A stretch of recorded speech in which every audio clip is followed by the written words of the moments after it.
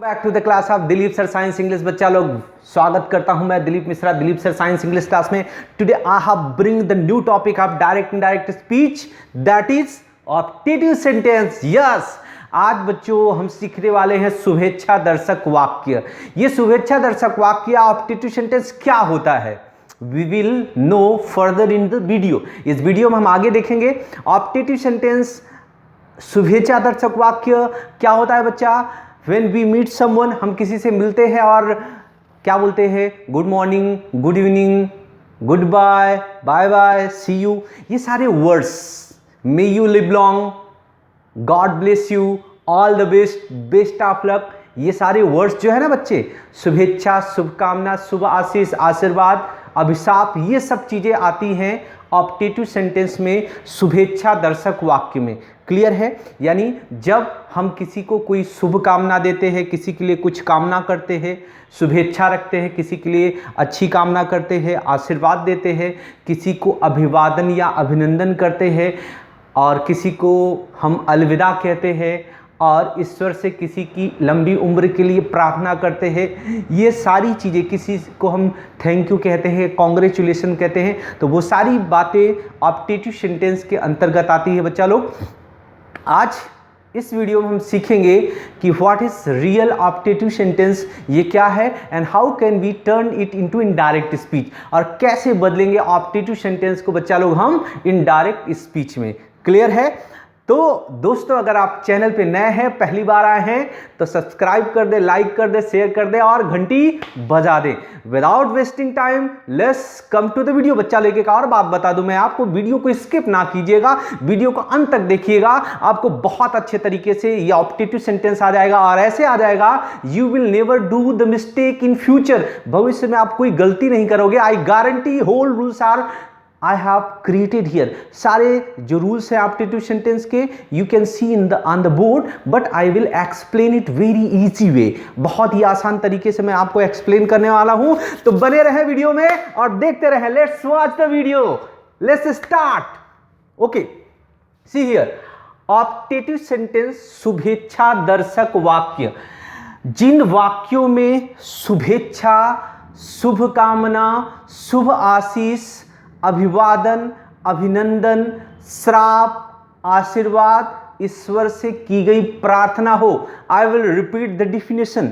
जिन वाक्यों में शुभ कामना, शुभ आशीष, कामना, ईश्वर से की गई प्रार्थना, आशीर्वाद, अभिशाप, श्राप, शुभ कामना, ऐसे तमाम भाव होते हैं, ऐसे वाक्यों को बच्चा क्या बोलते हैं हम लोग, optative sentence. You can see on the board, जिन वाक्यों में शुभेच्छा, शुभकामना, कामना, ये तीनों वर्ड्स एक दूसरे के अल्टरनेटिव है और तीनों का एक ही मतलब है। अगर किसी व्यक्ति के लिए हम अच्छी शुभेच्छा रखते हैं, विश, डिजायर, जो आप समझते हैं, किसी के बारे में हम अच्छा सोचते हैं, हम सोचते हैं कि उसका कल्याण हो, उसके जीवन में अच्छा हो, उसी बात को हम लोग क्या बोलते हैं, शुभेच्छा, शुभकामना या कामना। शुभेच्छा, शुभकामना, कामना, शुभ आशीष या आशीर्वाद, अभिशाप या शाप, अभिवादन, अभिवादन आप समझते ही है, गुड मॉर्निंग, गुड इवनिंग, हाय, हेलो, ये सब, और ईश्वर से की गई प्रार्थना का भाव हो, उन वाक्यों को ऑप्टेटिव सेंटेंस कहते हैं। जिन वाक्यों में शुभेच्छा, शुभकामना, अभिवादन, अभिनंदन, आशीर्वाद, अभिशाप, ईश्वर से की गई प्रार्थना, अगेन आई विल रिपीट, जिन वाक्यों में शुभेच्छा, शुभकामना, शुभ आशीष, अभिवादन, अभिनंदन, अभिवादन, अभिवंदन एक ही बात है, अभिवादन, अभिनंदन, अभिशाप, शाप, आशीर्वाद और ईश्वर से की गई प्रार्थना हो, ऐसे वाक्यों को हम लोग क्या बोलते हैं बच्चा, ऐसे वाक्यों को हम लोग बोलते हैं ऑप्टेटिव सेंटेंस, शुभेच्छा दर्शक वाक्य। ठीक है, इतना हमको समझ में आ गया कि वास्तव में शुभेच्छा दर्शक वाक्य क्या है। एक एग्जांपल से आप देख लें, आपको बात समझ में आ जाएगी।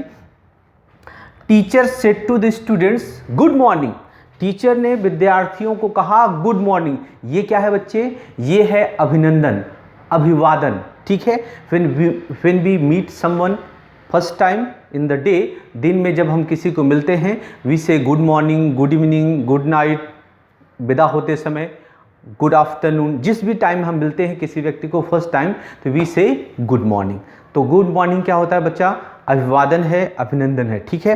तो ऐसे वाक्य, दूसरा और एक आप देख ले, he said to me may you live long, उसने मुझसे कहा तुम्हारी उम्र लंबी हो। He said to me may you live long, उसने मुझसे कहा कि तुम्हारी उम्र क्या हो, लंबी हो। तो आप क्या देख रहे हो, इसमें शुभकामना है, शुभेच्छा है, ठीक है। और एक और एग्जांपल आप देख लें, he said to me may God help you, उसने मुझसे कहा कि ईश्वर तुम्हारी मदद करे। तो यहाँ पर गॉड आ गया, गॉड का जिक्र हो गया, तो कौन सा भाव हो गया बच्चा, यहाँ पर कौन सा भाव है, यहाँ पर ईश्वर से की गई प्रार्थना है। Next sentence, the hermit said to them may you all go to hell, साधु ने उन सब से कहा जाओ तुम सब नरक में जाओ। ये क्या है, श्राप है, साप है, अभिशाप है, ठीक है, ओके। और एक और देख ले, my friend said to me congratulation, हम किसी को बधाई देते हैं, ठीक है। तो बधाई देना एक तरह का विश करना हुआ, उन्हें विश करते हैं। I said to him good bye, अलविदा कहते हैं। तो ये सारी बातें दोस्तों कौन से टाइप के सेंटेंस में आती हैं, ऑप्टेटिव सेंटेंस, शुभेच्छा दर्शक वाक्य के अंतर्गत आती है। क्लियर है, तब हमको पता चल गया कि व्हाट इज ऑप्टेटिव सेंटेंस, शुभेच्छा दर्शक वाक्य क्या है।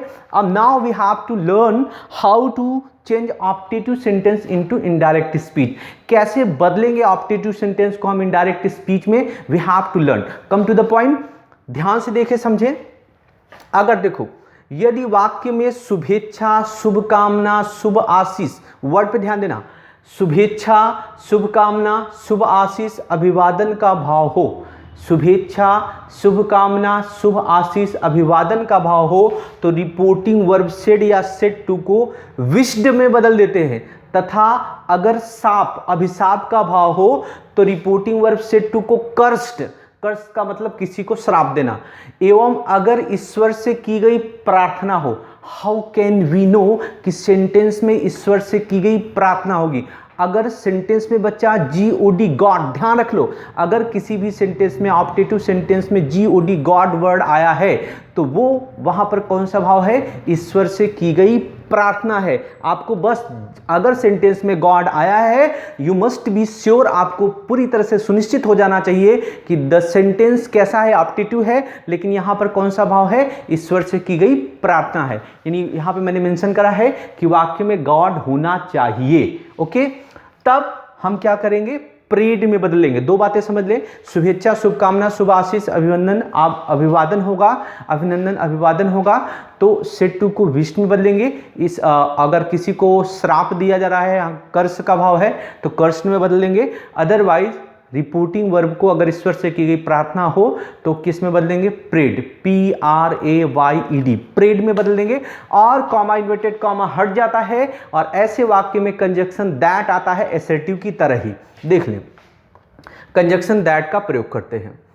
यदि reported speech good morning, good evening, good afternoon हो, यानी अगर रिपोर्टेड स्पीच में क्या लिखा हो, good morning, good evening, good afternoon, ऐसा कुछ लिखा हो, यदि रिपोर्टेड स्पीच में good morning, good evening, good afternoon हो तो रिपोर्टिंग वर्ब को विश्ड में बदलते हैं और उन्हें बिना किसी कंजक्शन के सीधे ही जोड़ देते हैं। बच्चा ध्यान रखना, अगर ऑप्टेटिव सेंटेंस है और उस सेंटेंस में जैसे ये वाला सेंटेंस आप देख लो, यानी he said to the teacher said to the students good morning, teacher said to the students good morning. मैं आपको रूल्स एग्जाम्पल के साथ बताने जाता हूँ, ध्यान दो। हम सब ने पढ़ा कि अगर शुभेच्छा, शुभकामना, शुभ आशीष, अभिवादन, अभिनंदन होगा तो रिपोर्टिंग वर्ब सेड टू को किस में बदलना है, विश्ड में।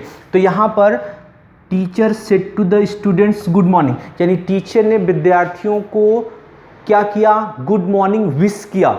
विश मतलब अभिनंदन या अभिवादन किया। तो सबसे पहले हमें पता चल गया इसमें अभिनंदन, अभिवादन का भाव है, तो सेड टू को किस में बदलते हैं, विश्ड में। यानी हम इसको टर्न करेंगे, लिखेंगे क्या, teacher wished the students, teacher wish the students. फिर हम लोगों ने कहा कि इसमें कॉमा, इन्वर्टेड कॉमा हट जाता है, कंजक्शन लगाते हैं दैट। लेकिन बच्चा हमने एक चीज़ और सीखी, अगर रिपोर्टेड स्पीच में good morning, good evening, good afternoon, good evening ऐसा कुछ भी होगा तो हम रिपोर्टिंग वर्ब सेड टू को विश्ड में बदल देंगे और बिना किसी कंजक्शन के इन वर्ड्स को जोड़ देंगे। यानी अब यहाँ पर कोई कंजक्शन हमें नहीं लगाना है, सीधे ही इसको हमको क्या करना है, जोड़ देना है। यानी teacher wish the students good morning, teacher ने विद्यार्थियों को गुड मॉर्निंग विश किया, टीचर ने विद्यार्थियों को गुड मॉर्निंग विश किया। क्लियर है? अगर शुभेच्छा, शुभकामना, शुभ आशीष, अभिवादन, अभिनंदन का भाव है तो सेड टू को किस में बदलते हैं, विश्ड में। कॉमा इन्वर्टेड कॉमा हटता है, कंजक्शन यूज करते हैं दैट।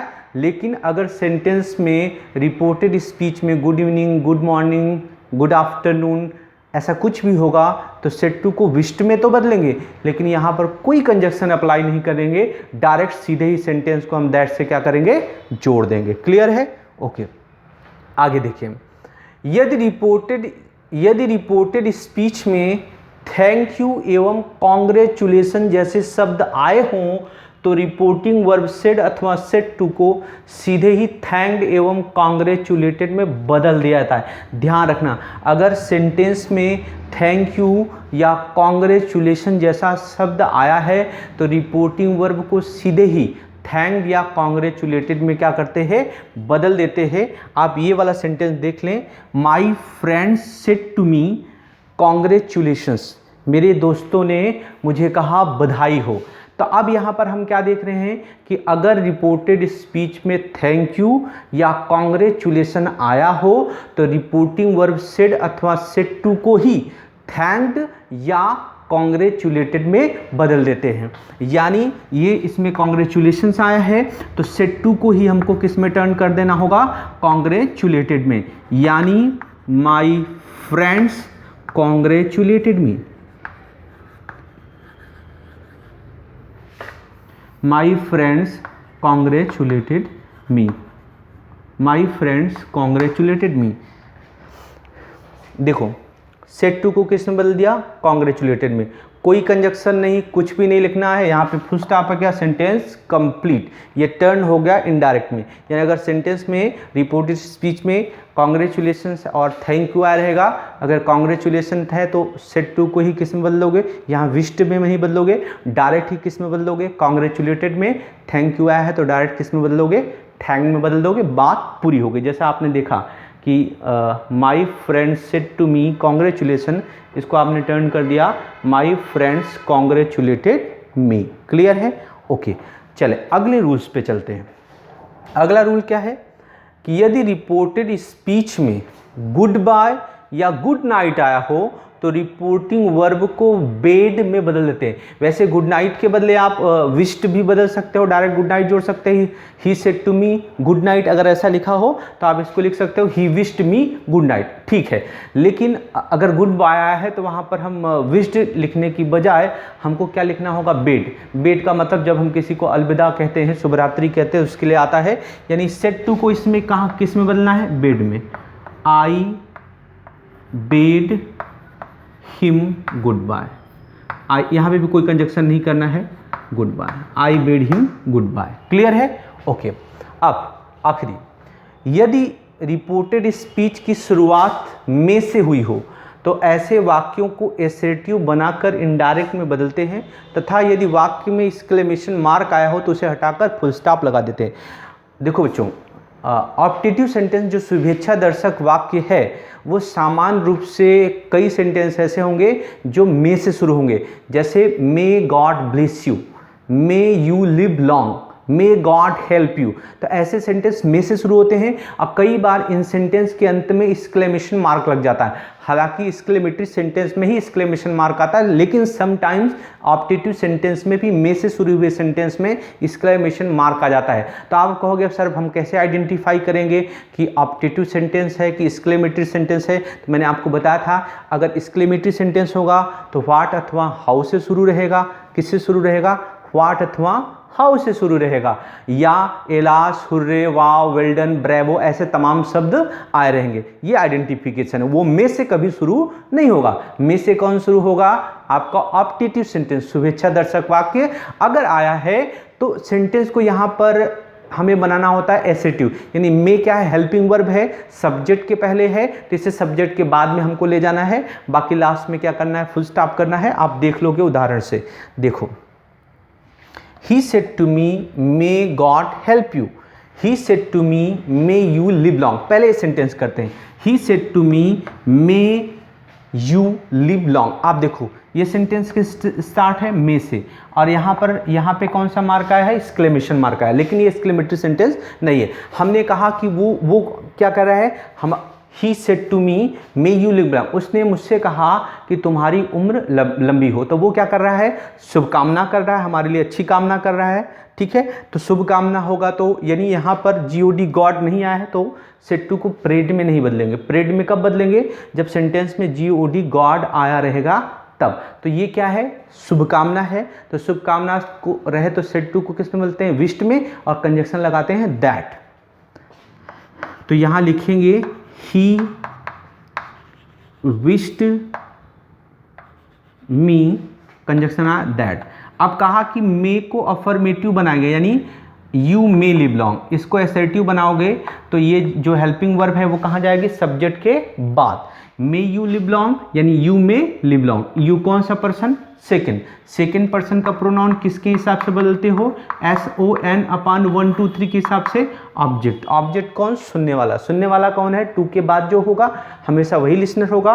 मी मतलब मुझे मतलब मैं के लिए यहाँ पे क्या आएगा, आई, और मे का पास्ट क्या होगा, might, I might live long. Might past हो गया, मॉडल ऑक्सिलरी है, इसलिए ये लिव का टेंस बदला नहीं, और लास्ट में हमको क्या करना है, यहाँ पर फुल स्टॉप करना, ये बात अपने को ध्यान रखना।